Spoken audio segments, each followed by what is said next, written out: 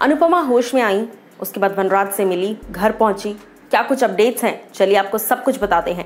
नमस्कार दोस्तों, मैं हूं ज्योति नाहक और आप देख रहे हैं शुद्ध मनोरंजन। अनुपमा इस वक्त टेलीविजन का नंबर 1 शो है और जिस तरह से ये शो जा रहा है, जिस हिसाब से टर्न्स एंड ट्विस्ट्स लगातार आ रहे हैं, ऐसा लग नहीं रहा कि ये शो नंबर 1 के स्पॉट से हटने वाला है। तो चलिए शुरुआत करते हैं।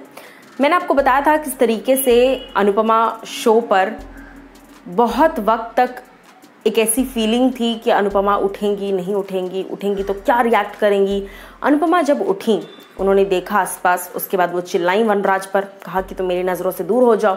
उसके बाद देविका और अनुपमा लगातार बातचीत करते नजर आए। इस बातचीत में अनुपमा ने सेल्फ रियलाइजेशन किया कि अब तक मैं एक माँ बनकर जी रही थी, एक बीवी बनकर जी रही थी, एक बहू बनकर जी रही थी, एक औरत बनकर जी रही थी, लेकिन मैं अनुपमा बनकर नहीं जी हूँ। ये बात खुद अनुपमा ने महसूस की। देविका लगातार उसके साथ बैठी है, देविका उससे बातें कर रही है, उसे समझा रही है कि तुम्हें पहले अपने लिए ज़िंदगी जीना ज़रूरी है। तुम किसी की पत्नी, किसी की माँ, किसी की बीवी, किसी की बहू, किसी की दोस्त, ये सारे रिश्ते बाद में हैं। तुम्हें सबसे पहले अपने लिए जीना है।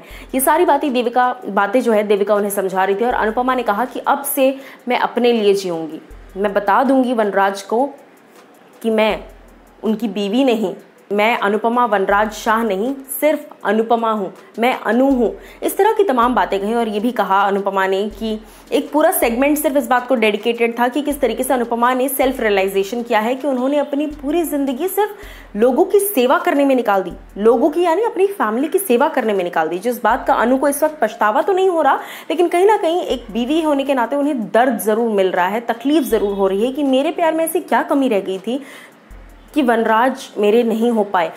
अनुपमा ने यह भी कहा कि कल तक, जब तक मुझे वनराज और काव्या का नहीं पता था, तब तक मैं एक क्वीन की तरह फील कर रही थी। मुझे लग रहा था ये पूरा परिवार मेरा है, बच्चे मेरे हैं, हस्बैंड मेरा है और पूरा घर मेरा है। लेकिन आज ऑल ऑफ अ सडन मैं अकेला महसूस कर रही हूँ। ऐसा लग रहा है कि मैं पूरी भीड़ में अकेली हूँ।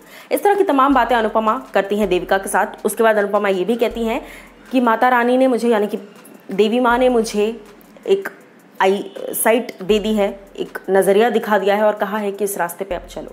ये सारी बातों के बाद अनुपमा किचन में उठकर जाती हैं, जहाँ पर दादू जो हैं, यानी कि दादाजी बा जो हैं, वो वहाँ पर हैं और वो कुछ काम कर रहे हैं, जिस रीज़न से वो अनुपमा को जैसे ही देखते हैं बहुत खुश हो जाते हैं। अनुपमा को कहते हैं कि तुम कुछ काम मत करो, तुम्हारी तबीयत ठीक है अब। तो अनुपमा कहती है कि मुझे पता था आपका बीपी लो हो जाएगा, आपकी तबीयत ठीक नहीं है, मैं आपके लिए चाय बना देती हूँ या दूध गर्म कर देती हूँ। वहाँ पर दादू कहते हैं कि नहीं, तुम बैठो, मैं आज तुम्हारे लिए चाय बनाऊंगा, तुम सबका ध्यान रखती हो, आज मैं तुम्हारा ध्यान रखूंगा। और उसके बाद अनुपमा लॉन की तरफ आती हैं, यानी कि हॉल की तरफ आती हैं। वहाँ पर वो देखती हैं काव्या को। अब जब अनुपमा ने काव्या और वनराज को एक साथ देखा था, उसके बाद से ये पहली बार है जब काव्या अनुपमा के सामने आई है। और ये देखते ही काव्या जो है वो दूध की बोतल लेने आई थी बाहर, और सुबह सुबह, और वो जैसे ही अनु को देखती हैं वो घबरा जाती हैं, वो दूध उनके हाथ से गिर जाता है और वो चली जाती हैं। और जाकर वो नंदिनी को कहती हैं, नंदिनी जब पूछती हैं इतनी घबराई हुई क्यों हो, तो वो नंदिनी को कहती हैं कि अनुपमा को होश आ गया है, वो लॉन में है, जिससे कि नंदिनी भी खुश हो जाती है। बेसिकली पूरा घर खुश है इस बात से कि अनुपमा को होश आ गया है और अनुपमा लॉन में है, यानी कि बेसिकली होशो आवाज़ में घर के अंदर है, हॉल में है। उसके बाद दादू आते हैं, बैकग्राउंड में गाना बजता है, ए दिल, आपको ये गाना याद ही होगा, एक बहुत ही खूबसूरत फैमिली ट्रैक है। अनुपमा के लिए चाय बनाकर दादू खुद लेकर आते हैं और उसके बाद ये लोग सब बैठे हैं और हर कोई अनुपमा को स्पेशल फील कराने की कोशिश कर रहा है, उन्हें खुश करने की कोशिश कर रहा है, लेकिन अंदर जो बवंडर है अनुपमा के, वो सिर्फ वही समझ पा रही है। अनुपमा कहती है कि मैं ऊपर जाती हूँ, वनराज से बात करनी है। अनुपमा जब जा रही होती हैं तो घर वाले ये तक कहते हैं कि बच्चे जो है समर, वो कहता है मैं आपके साथ चलता हूँ, क्योंकि कहीं ना कहीं सबको यही लग रहा है कि वापस वनराज को देखकर जो भी इनके बीच में लड़ाई हुई है, जो भी प्रॉब्लम हुई है, वापस अनु की तबीयत ना ख़राब हो जाए, इसलिए किसी एक का उसके साथ वहाँ तक जाना ज़रूरी है। इस तरह की तमाम चीज़ें हुई अभी तक एपिसोड में। आने वाले एपिसोड में और क्या होगा ये आज पता चलेगा कि जब अनुपमा ऊपर जाती हैं वनराज से मिलने, तो क्या डिस्कशन होता है, क्या बातें होती है और अनुपमा क्या फ़ैसला लेती हैं। क्या कुछ आपको लगता है, बताइए मुझे आप कमेंट सेक्शन में।